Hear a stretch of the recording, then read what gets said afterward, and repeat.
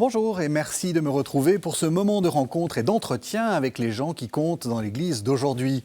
Cette semaine, j'ai le plaisir de recevoir un frère prêcheur, un dominicain donc, qui est historien, étudie l'histoire de son ordre et en particulier les cathares et plus généralement l'histoire de l'Église médiévale. Mais il est aussi un peu bourlingueur, notre invité d'aujourd'hui, puisqu'il a beaucoup voyagé, a vécu pendant 20 ans en Haïti, où il a rencontré tous ceux qui comptaient dans la théologie de la libération, comme Gustavo Gutiérrez ou Don Pedro Casaldiga.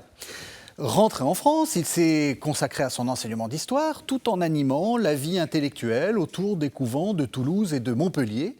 Et en même temps, fidèle à ses expériences caribéennes, il ne cesse de rencontrer les plus pauvres et se questionner sur ce que disent les personnes en grande précarité à notre société d'abondance. Bonjour Gilles Denroch.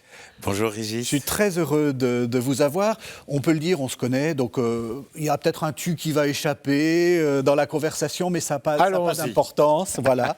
Qu'est-ce que vous pensez de cette présentation ? Bon, écoutez, elle me va bien. Ça, c'est vous ? Oui. Puis, on va y donner un petit peu de chair sur ce squelette. Alors, allons-y. Alors, c'est toujours la question un peu rituelle.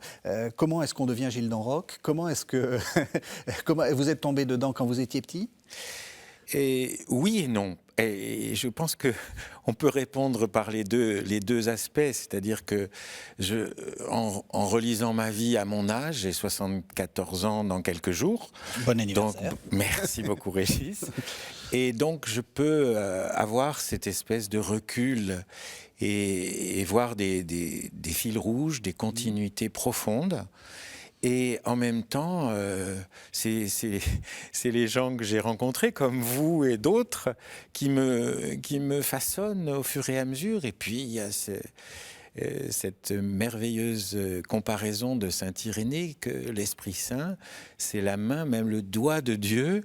Je viens de vivre un maquillage qui, au fur et à mesure de la vie, nous façonne à la ressemblance. Eh bien, j'aime bien cette idée de l'image qui est le donné et la ressemblance qui est tout cet itinéraire où on essaye de ressembler, avec l'aide de l'Esprit Saint, justement à l'Évangile, au visage de Jésus. Voilà. Alors, je suis un peu les deux. Alors, 74 ans, ça nous met... Alors, si je calcule bien, vous avez 18 ans en 68, en fait. Oui, exactement. Et alors, ça s'était passé comment ? Donc, il faut aller en 68. Vous êtes un fils de 68 ? Oui et non. Et ça me plaît. Vous n'arriverez pas, Régis, à me mettre dans une case bien définie. On part de ça ? On peut être d'accord ? On part de ça. J'ai passé le bac en 67. Je suis à ce moment-là à Paris et j'entre en Hippocagne à Henri IV. En 68, donc j'ai vécu au quartier latin, entre Louis le Grand, où il y avait Olivier Clément qui enseignait l'histoire. Donc le grand théologien orthodoxe. Hein. Voilà. Mais je l'ai connu aussi comme historien et on discutait dans les cafés pendant des heures et des heures. C'était une époque de grande discussion. Et là, on travaille plusieurs matières. Et c'est ça qui est intéressant dans les classes préparatoires, c'est qu'on a de la philo, de la littérature, je suis un passionné de littérature, de philo, et ça m'a conduit aussi vers la philosophie contemporaine, puisque redécouvrant la foi au cours alors que je suis d'une famille chrétienne, donc le petit Gilles du début, il est toujours là. Une famille chrétienne, je veux dire, qui vivait quelque chose de l'Évangile, et je suis toujours redevable à cette famille de m'avoir conduit jusqu'à aujourd'hui. Pas une famille avec un christianisme sociologique, non. Comme on disait, un christianisme vécu. Non, mon père faisait partie des groupes Marc Sangnier, Le Sillon. Il pouvait aller à la sortie du métro comme militant. Je veux dire, il y a quelque chose de fort. Hein. Et du côté de ma mère également. Donc, pas de souci. Deux enseignants avec une carrière qui les amène à Paris. Quand on est dans un lycée, on arrive finalement du Midi à Paris. Maintenant, je suis redescendu dans le Midi. Alors, à propos de mes 68, c'était une période où tout semblait possible. Et c'est ça qui est intéressant. Et ce qui est aussi dur à constater avec le recul, c'est que tout est possible, mais il y a une mainmise de l'idéologie que j'ai subie d'une certaine manière, surtout à la Sorbonne, enfin à Censier-Sorbonne à l'époque, où 3/4, on va dire comme ça, hein, à la louche, des profs et surtout au moment des examens, des maîtres de conférences et des vacataires nombreux qui servent, voilà, l'université française, eh bien, ils étaient, que ce soit l'histoire ou la philosophie, ils étaient en gros de la vulgate marxiste. Et ça, hein, dès qu'il y a de l'idéologie, je ne sais pas comment ça se passe pour moi, mais j'ai une éruption de boutons. Et donc, je tolère pas l'intolérance. Ouais. C'est ça, c'est le fait d'orienter sa pensée ou d'asservir sa pensée à quelque chose. Mais, par exemple, je passe un examen, grâce à la formation en latin-grec qu'on avait et en littérature. Bon, on me demande en histoire ancienne, en histoire de Antiquité, qu'est-ce que la classe sénatoriale, etc. Bon, je cite du Cicéron, etc. Et à la fin, mon examinateur me dit, écoutez, voilà, nous devons arrêter, mais ce n'est pas cela que je vous demandais. Je vous demandais quelle était la lutte des classes pour les sénateurs au 1er siècle de notre ère, et vous avez répondu à côté, je vous mets 1. Voilà, et j'ai dû repasser en septembre, c'est le seul examen. Ouais. Voilà. Et ça, je ne supporte pas. Des années après, ça vous... Ah bah oui, et vous l'avez jamais vu dans l'église Ah mais si. Peut-être que justement, le oui et non que je vous ai donné tout à l'heure, eh bien c'est le fait que dès que l'idéologie, l'enfermement, l'emprisonnement, l'emprise se fait, j'essaye de passer. Parfois il faut fuir, hein. Ouais. Oui, parfois il faut prendre des chemins de traverse. Il ne faut pas résister de front. C'est ce que j'ai appris en rencontrant certains personnages dont on peut se dire qu'ils sont pervers, enfin, d'une certaine manière. Ouais. Et on apprend, on vous dit, les spécialistes vous disent, il faut fuir. Ouais. Donc, peut-être que de temps en temps, affronter quand c'est utile.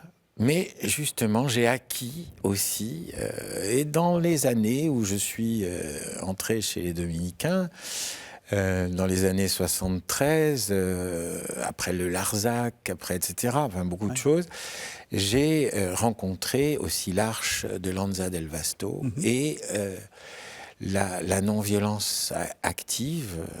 Et ça, c'est important de voir qu'il y a des combats de front, des combats de côté, mais que la violence ne mène nulle part. Elle vous auto-enferme sur vous-même. Ouais. Et donc, il faut être libre, profondément libre. Donc, même par rapport à l'idéologie, moi, ce qui m'intéresse, c'est d'être profondément libre. Et à mon avis, c'est comme ça qu'on suit l'Évangile. L'évangile, c'est un évangile de libération. Et même plus que de libération. L'objectif, c'est une liberté de la rencontre avec Dieu. Dieu est celui qui nous respecte le plus sur cette terre.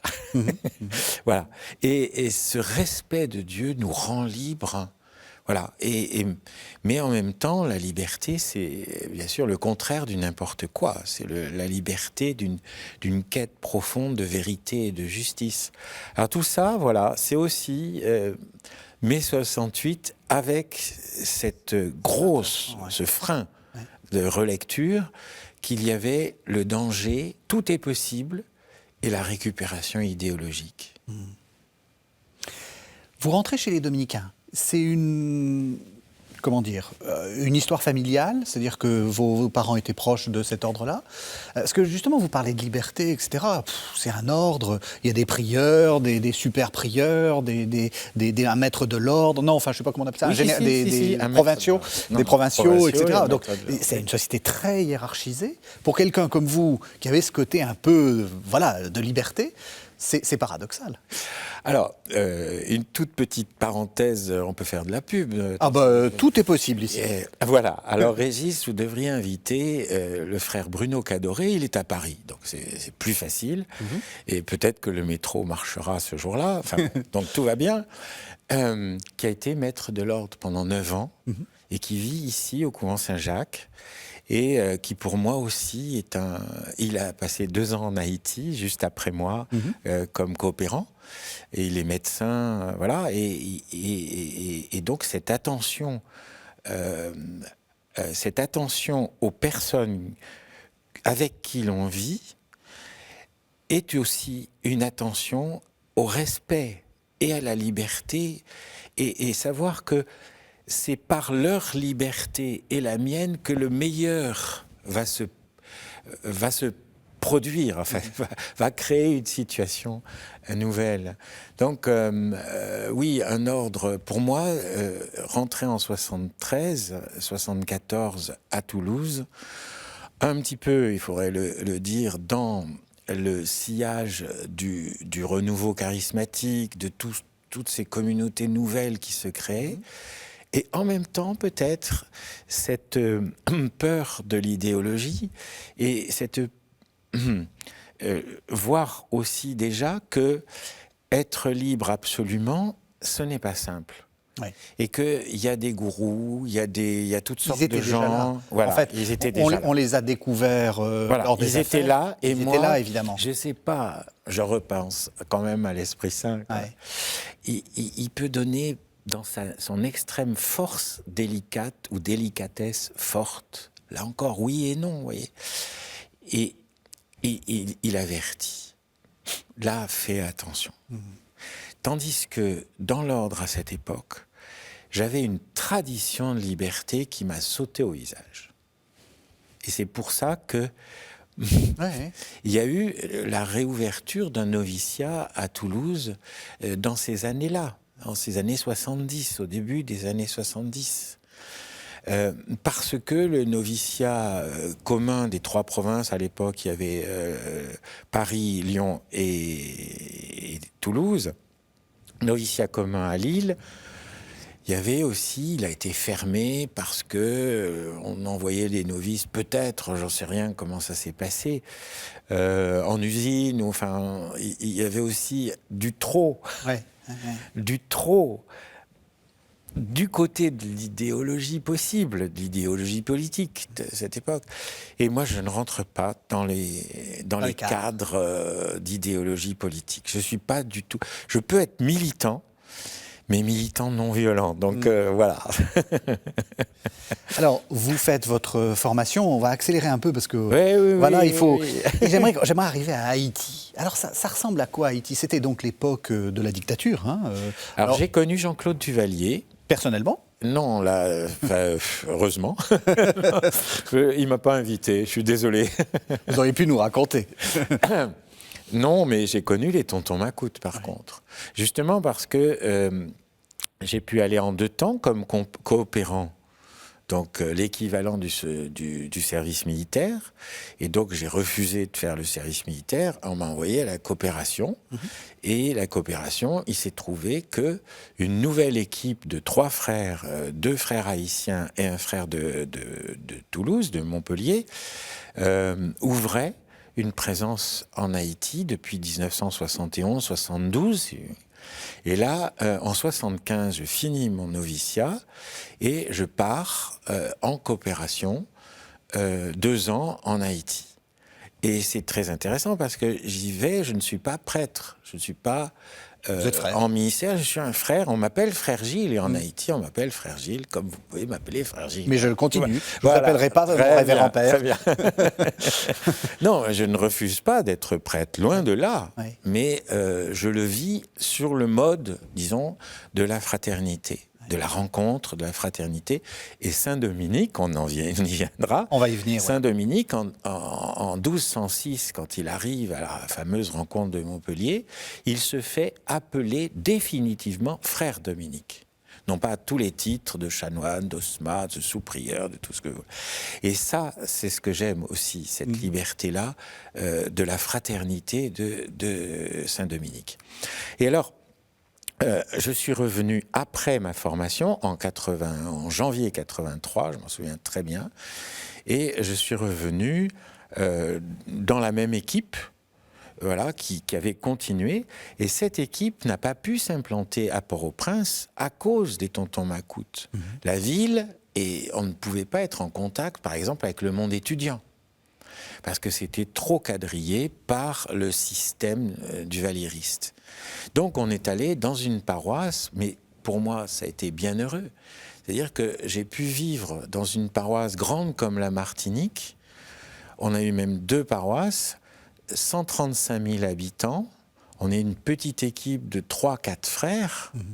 Pour tout ça, une seule route, tout le reste à mulet et à pied, à la rencontre des gens. Mais c'est ce qui me va. Même si le choc est un peu rude tout au début. Hein. Et c'est ainsi que je suis rentré en Haïti, non pas frontalement contre le duvalliérisme, etc., et intellectuellement essayer de... Mais à la rencontre de personnes, qui m'ont appris à vivre. Je donne un petit exemple, si vous voulez. Absolument. Hein, une fois, je suis monté dans une montagne en créole, ça se dit un morne. Bon.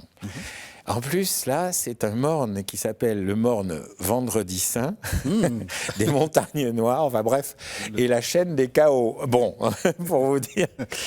Bon, c'est quelque part nulle part, voilà, en haut d'une montagne. J'arrive, je savais déjà, j'ai appris le créole et j'aime beaucoup cette langue. On pourra y revenir, parce que la question des langues, c'est très important, comme la question de l'histoire, la question de la philosophie et la question des très pauvres. Il y a une langue à apprendre, hein, une langue de la vie. Oui, une langue de la vie. Et j'arrive pour un dimanche, donc tout le monde arrive à l'église, voilà. Il faut des heures de marche pour y arriver, donc on prend son temps. Et je prêche comme je savais le faire, avec un papier. Et un petit groupe de paysans, mais hyper sympas. Moi, c'est mes grands amis, même si beaucoup sont morts parce qu'on meurt plus jeune que moi. Ils m'ont formé à la vie. Et un petit groupe de 3-4, alors sortis, ils me disent « Frère Gilles, on se connaissait un peu. Frère Gilles, dimanche prochain, tu n'as pas de papier. » J'ai dit, écoutez, voilà. C'est mon boulot. Je suis étranger, c'est pas ma langue maternelle, je connais pas bien la situation, j'ai toujours fait comme ça. Ouais. Ça m'a étonné que j'ai dit ça. Je crois que c'est un mot que j'entends encore. J'ai toujours fait comme ça. Non, c'est pas Gilles, ça. C'est pas frère Gilles. Donc, bon. Et puis, donc je me défends. C'est-à-dire que je n'ai pas encore écouté ce qu'ils veulent me dire. Voilà, le premier réflexe, j'ai 33 ans, 34 ans, ouais. Voilà, le premier réflexe, mais non, je défends ce que je fais. Ouais. Puis au bout d'un certain temps, je vois qu'ils me disent avec une assurance, mais non, dimanche prochain, de toute façon, comme s'ils me disaient, de toute façon, tu n'auras pas de papier, qu'est-ce que tu discutes? Et puis finalement, je leur ai dit, et c'est significatif pour moi, et pourquoi vous me dites ça? Ah, je dresse l'oreille, je commence à écouter. Et là, ils me disent, eh bien, parce que quand tu as un papier, nous, on n'est pas là. Ça, c'est une leçon de prédication. Pour un frère prêcheur... Ah oui, parce que c'est quand même votre boulot, vous êtes des pros de ça. Hein. Et oui, et ouais. Je peux vous dire que depuis ce jour-là jusqu'à hier à Rangueil, à la messe de Donc, 10h30, à Toulouse, oui. je n'ai pas de papier. Ça ne veut pas dire que je ne prépare pas. Hein. C'est ça. Vous savez ce que c'est un sermon, c'est une idée et encore. Voilà. Oui, bon. Donc voilà, typiquement, mes rencontres fondatrices, formatrices plutôt même, au langage de la vie que j'ai appris en tant que frère prêcheur en Haïti. Voilà. Et si après, je suis revenu donc comme prêtre en 83, après, il m'a fallu travailler aussi à la ville, à Port-au-Prince. J'ai connu là le président Aristide, qui était le père Aristide à cette époque. J'ai connu des gens importants de la pensée et du travail que j'ai pu mener comme co-créateur de la commission Justice et Paix d'Haïti et Justice et Paix de l'ordre dominicain en Amérique latine et Caraïbes. Donc c'est là que j'ai pu rencontrer Gustavo Gutiérrez et beaucoup de Et le beaucoup de gens. sous-commandant Marcos. Alors oui, donc c'est grâce à ce réseau Justice et Paix On va y revenir. Amérique latine. On va y revenir, mais Voilà. j'ai quand même une question. J'imagine que là, c'est la découverte de la pauvreté, de la très grande pauvreté.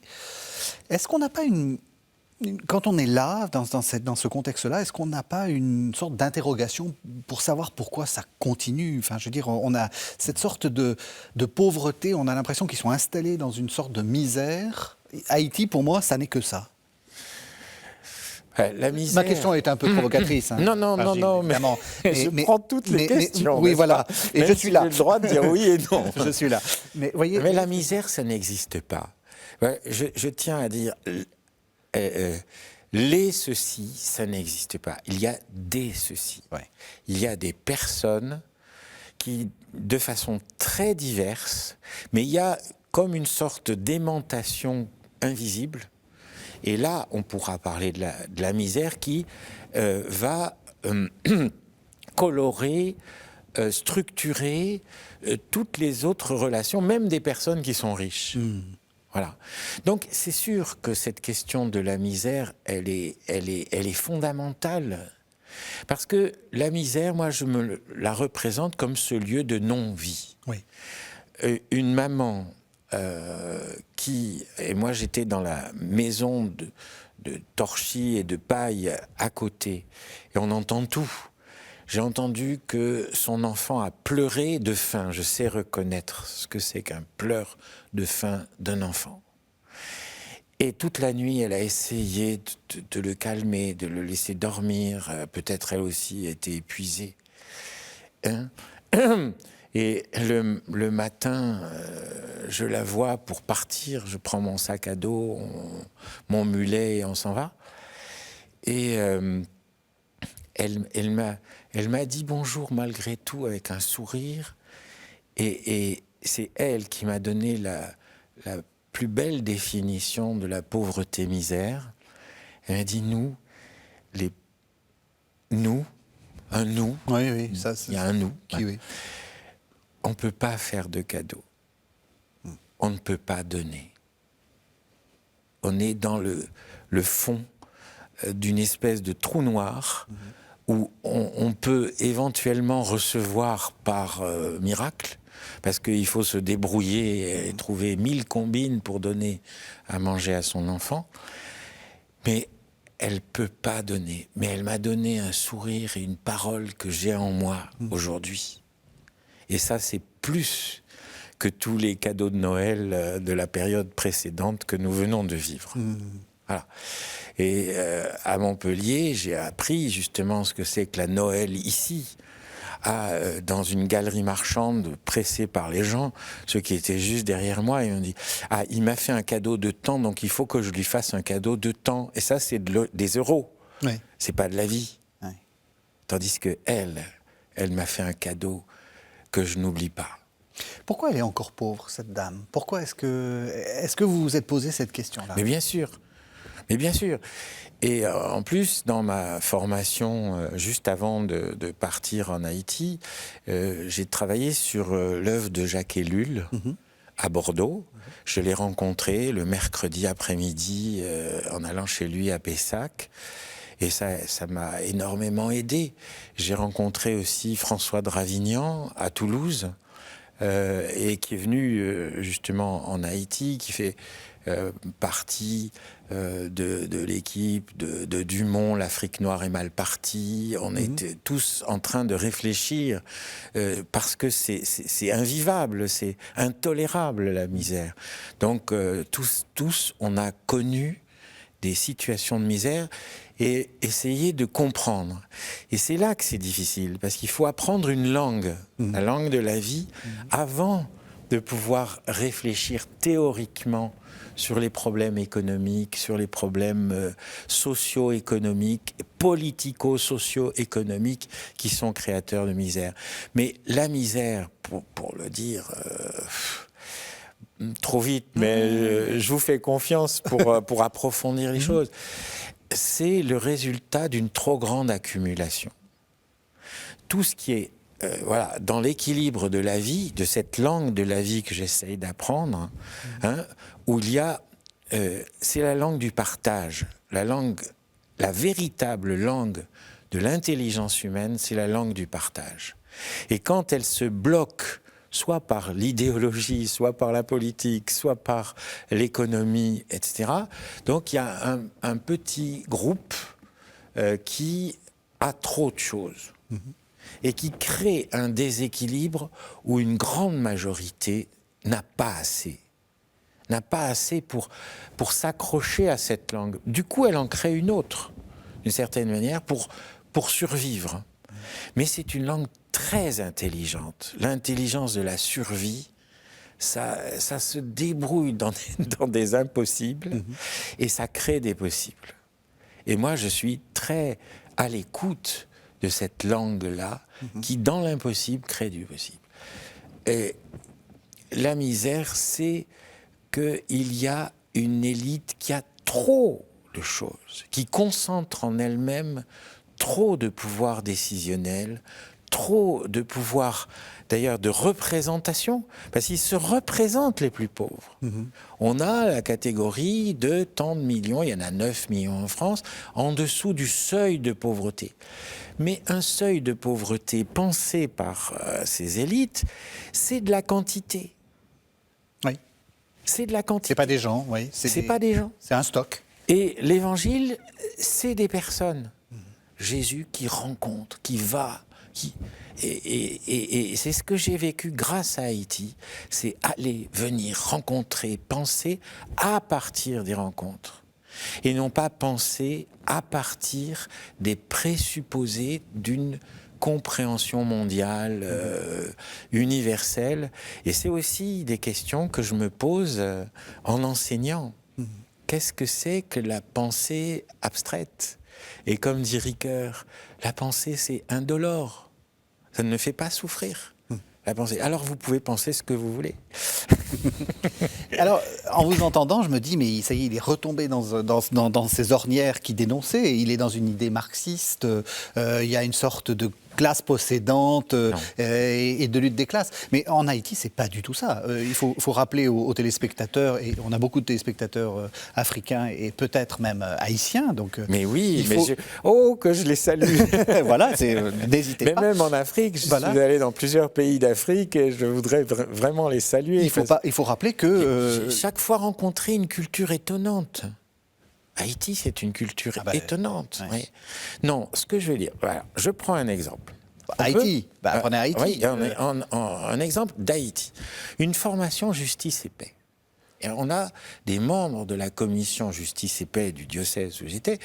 On essayait d'avoir des membres dans chaque paroisse et même dans chaque communauté de base, puisque c'est dans notre paroisse, entre autres, que les communautés de base sont nées en Haïti. Les 10 communautés l'Église, TKL.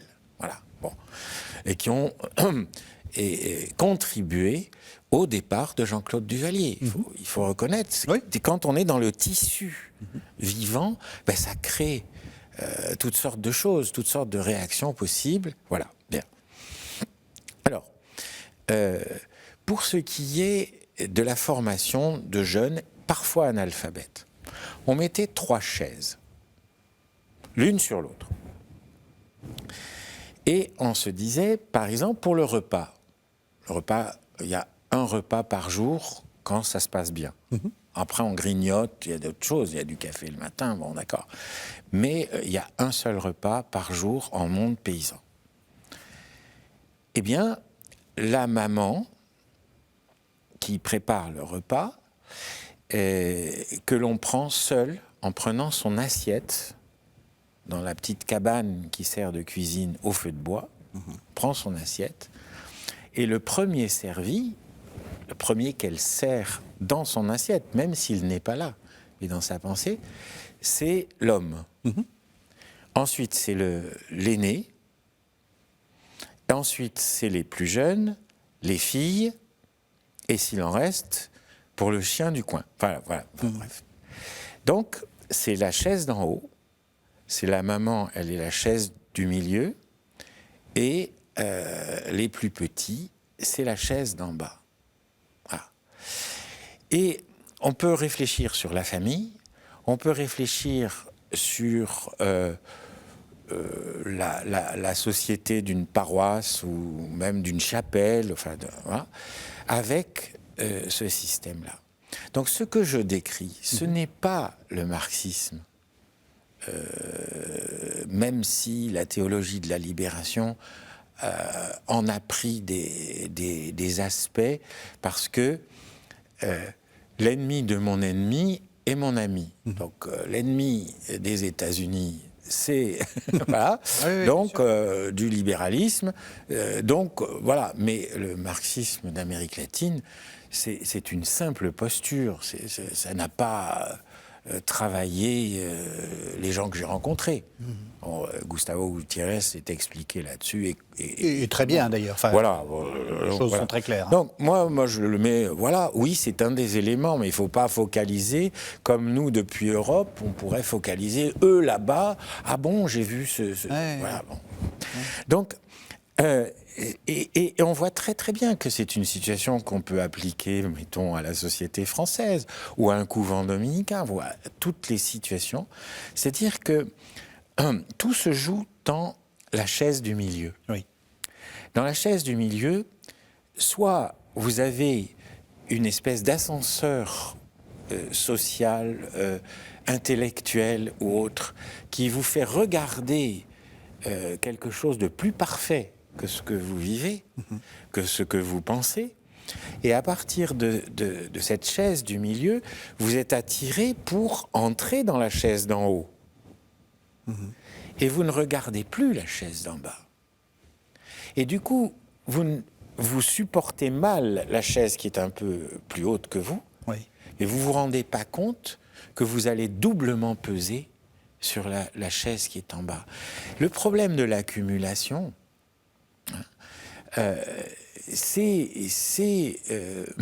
prenons la question de l'estime de soi, pour vous montrer, tout à fait ailleurs. On vous dit que l'estime de soi, c'est dans le fond un équilibre à trouver entre soi, et comme dit Ricoeur, soi comme un autre. On reçoit des autres et on trouve un équilibre dans l'échange, dans le partage. Mais si vous avez une surestime de vous ou une sous-estime de vous, on dit que vous pouvez devenir anorexique ou boulimique, c'est la même maladie.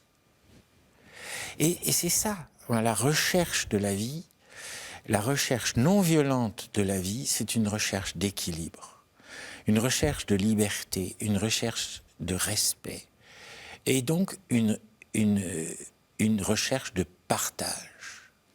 Et ça vaut pour la théologie, ça vaut pour la philosophie, ça vaut pour toute la vie.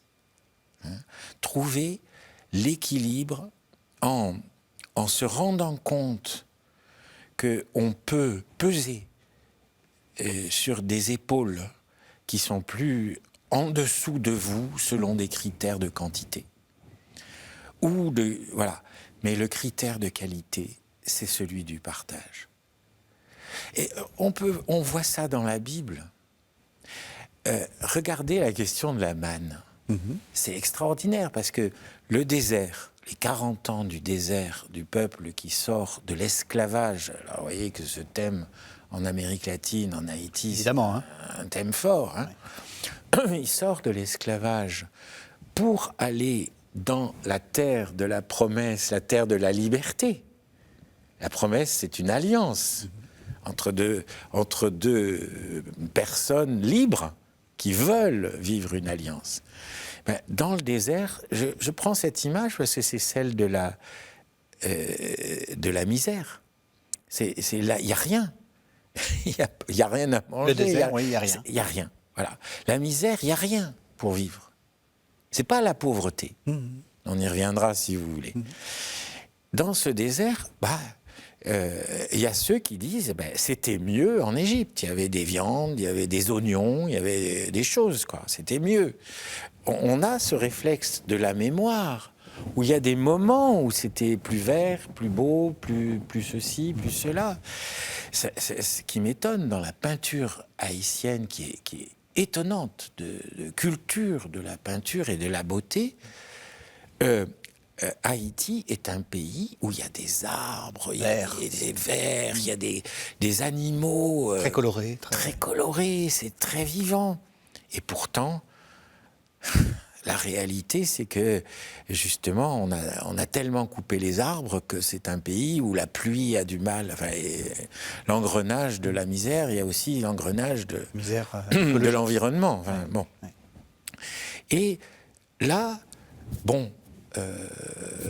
le peuple récrimine, Moïse s'adresse à Dieu, et il y a le vol d'écailles, et puis la manne.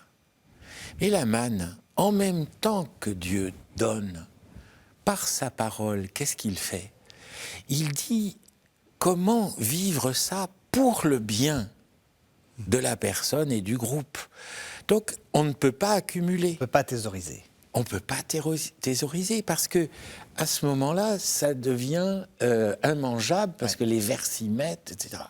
C'est-à-dire que pour qu'il y en ait pour tous, il faut que la parole qui s'adresse à l'intelligence, nous permette de comprendre que c'est seul le partage qui nous permet de vivre ensemble dans des conditions de désert. Et le réflexe de se dire, ben oui, mais il y a des endroits où c'est plus vert, il y a des endroits où on mange de la viande. Et bien ça vous crée une élite qui, peu à peu, va ne plus savoir comment communiquer, comment être avec le reste de son peuple. Vous voyez que là, je ne fais pas du marxisme. Non. D'accord. On est d'accord. Non, mais il faut bien qu'on l'entende.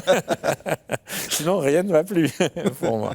Alors, vous restez en Haïti pendant presque 20 ans, en fait, et vous rentrez en France. Là, j'imagine que ça a dû être un peu le choc. Enfin, il doit y avoir un moment d'adaptation. Et puis, vous partez presque dans une autre vie, en fait. Alors, est-ce que c'est vraiment une autre vie ? Là encore, oui et non, parce que j'ai la continuité de Saint-Dominique. Est-ce que ce que j'ai vécu en Haïti résonne en moi tout le temps par rapport à la démarche de Saint-Dominique et à la démarche du choix de pauvreté de Saint-Dominique, qui n'est pas la pauvreté franciscaine, qui est magnifique, mais comme on parle beaucoup avec le pape François, de François d'Assise, bien sûr. La pauvreté dominicaine, c'est une pauvreté qui est le choix de moyens simples pour rencontrer les gens là où ils sont, les personnes, pardon. Hein. Oui, parlez des gens. Voilà. Pourquoi vous n'aimez pas le mot genre ? Pour rencontrer les personnes là où elles sont, et si elles sont comme en Haïti dans des conditions de pauvreté, on mange ce qu'ils nous donnent, on dort là où ils nous font dormir, etc., etc. Même si j'avais un petit matelas en tant que Français, etc. Dans notre presbytère, on avait quelques petits moyens supplémentaires.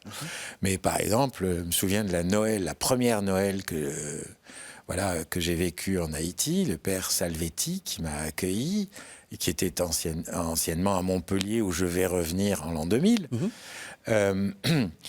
on a la messe de minuit. Il m'avait demandé de l'aider parce que la nuit, il y a le tambour, il y a les esprits, il y a beaucoup de choses.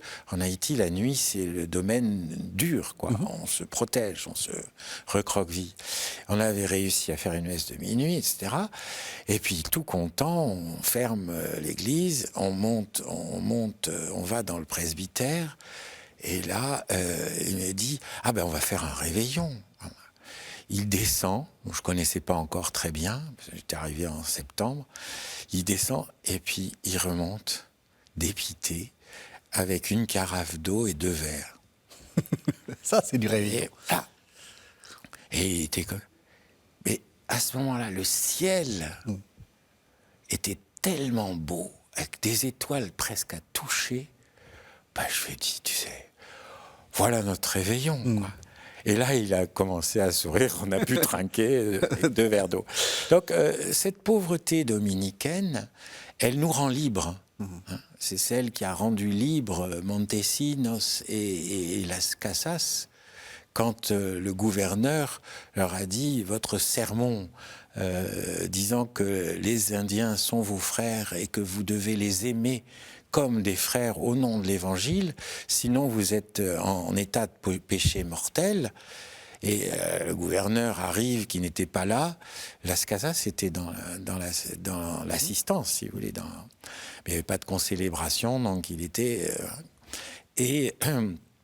le gouverneur dit à la communauté, vous savez, si dimanche prochain vous dites pas le contraire de ce que vous avez dit, on vous renvoie en Espagne. Et là, Pedro de Cordoba, le prieur, ils étaient en train de manger le soir des salades bouillies avec une goutte d'huile d'olive. Bon, une goutte d'huile. Oh, j'ai dit olive, je sais pas. Oui, une goutte d'huile. On sait pas. On est dans les Amériques. Et dans une petite maison très pauvre, enfin, etc. Et il dit carrément au gouverneur, mais vous savez, les valises sont prêtes. On garde notre liberté. Voilà, c'est ça. Et retournant en France, le plus grand choc, c'est plutôt le choc de qu'est-ce que l'on fait de cette liberté en France. On se bat sans cesse et on crée des débats sans cesse à propos de tout et donc de rien. Je suis sidéré par l'absence de gravité de la pensée et de la vie en France. On est à la mode, on est dans l'immédiat. Je ne sais plus où je suis de ce côté-là. Bon, des opportunités se présentent, il faut bien vivre. On me demande de reprendre le centre Lacordaire, qui est un centre universitaire à Montpellier. Oui. Et c'est là que peu à peu, j'essaye de recoller toutes sortes de morceaux. Et j'ai pu rencontrer Michel Henry, qui habitait à côté le grand professeur philosophe plutôt, de Montpellier. J'ai pu inviter René Girard, Paul Ricoeur, plein d'amis que j'ai retrouvés ou que j'ai pu, grâce à eux, essayer de refaire l'unité entre l'esprit, le cœur et le corps. Enfin, voilà. Et ce qui est important, c'est que vous vous êtes beaucoup consacré à des questions intellectuelles. Et il n'y a pas de... Enfin, dans votre esprit, il n'y a pas de différence, en fait. C'est toujours... voilà. C'est corps, cœur, esprit. Oui, c'est ça. Gardons ça. Mais l'intelligence, progresser dans l'intelligence, voilà. C'est important aussi. Ah oui, tout le temps. En Haïti, avec une petite lampe solaire, ça fait partie du matelas de confort que j'avais, on peut avoir 4 heures de lecture indépendante. Le soleil se couche à 6 heures. Oui. Et donc, on termine en gros vers 7-8 heures et jusqu'à minuit, dans un silence délicieux, qu'on n'a plus ici. Enfin voilà. J'avais 4 heures de lecture. J'ai jamais autant lu presque qu'en Haïti. Ouais. Et là, je continue.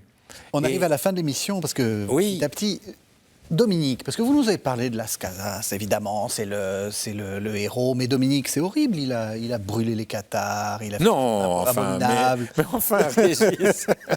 C'était une petite provocation. Non, Dominique est mort en 1221. Comme j'enseigne l'histoire de l'Église C'était actuellement, pour vous. justement à l'Institut catholique de Toulouse, j'ai pu justement m'intéresser, me passionner pour le Moyen-Âge, parce qu'il y a Saint Dominique, justement, au XIIIe siècle, qui est un siècle fabuleux, parce que c'est le siècle du déclin d'une Église de combat, qui envoie des croisades et qui a détruit Jérusalem pratiquement, enfin détruit, tué les habitants. Et Constantinople. Voilà, et tout le reste. C'est l'événement clé. 1206, oui. 1204, la quatrième croisade qui va détruire prendre Constantinople, et le pape Innocent III, dans une première lettre, ils disent c'est les Grecs, on est supérieurs, donc c'est bien. Mais quand il s'est aperçu qu'il y avait eu massacre, qu'il y avait eu profanation de Sainte-Sophie, qu'il y avait eu toutes sortes de choses atroces qui s'étaient passées, il excommunie les croisés. Et Simon de Montfort et quelques-uns des barons de Paris qui vont faire la croisade contre les Albigeois, eux ont refusé de suivre la croisade et essayent d'aller à Jérusalem par d'autres moyens. Et ils vont revenir frustrés puisqu'ils ne sont pas allés à Jérusalem et frustrés des indulgences des croisés. Et Innocent III dit « mais c'est un malheur ». Notre Église est profondément empoisonnée par le poison des dissidences et des hérésies. Il faut refaire l'unité de l'Église pour reprendre Jérusalem. Et il faut donc une restauration, je ne sais pas, une épuration de l'Occident. Une réforme. Oui, mais plus, vous voyez, une réforme. Et donc, qu'est-ce qui nous plombe, qu'est-ce qui nous empoisonne, qu'est-ce qui nous empêche de vivre cette unité, cette pureté de la foi qui nous permettrait de retrouver Jérusalem. Et c'est donc l'hérésie.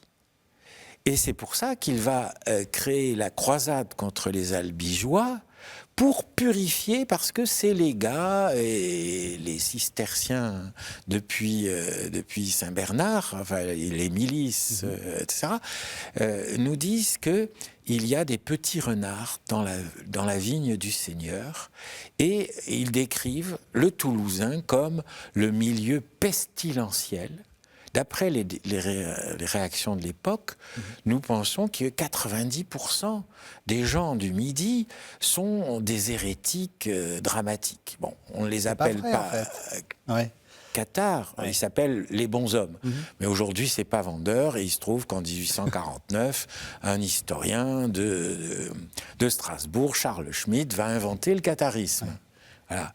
Mais dans le Midi, nous n'avons dans les milliers de pages d'archives, y compris de l'Inquisition, il n'y a jamais ce mot de catharoi, parce que ça vient du grec, et dans ce Midi, des archives que nous avons, c'est tout en latin ou ou en occitan, si vous voulez, et il n'y a pas ce mot.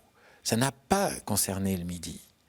Et là, il y avait par contre des bons hommes, des dissidents, des gens qui, dans la difficulté du déclassement de la société du Lauragais et des Pyrénées, vivaient la réforme grégorienne de façon dure.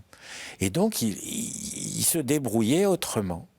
Et ces personnes-là, ces communautés-là, Dominique, qui était là avant la croisade, si je puis dire, depuis 1206, la croisade c'est 1209, et il va à la rencontre. Il n'est jamais entré dans la démarche militaire de Simon de Montfort et des autres. Il était ailleurs, il était dans la rencontre. Voilà. Et oui, en fait, il faudrait encore une demi-heure.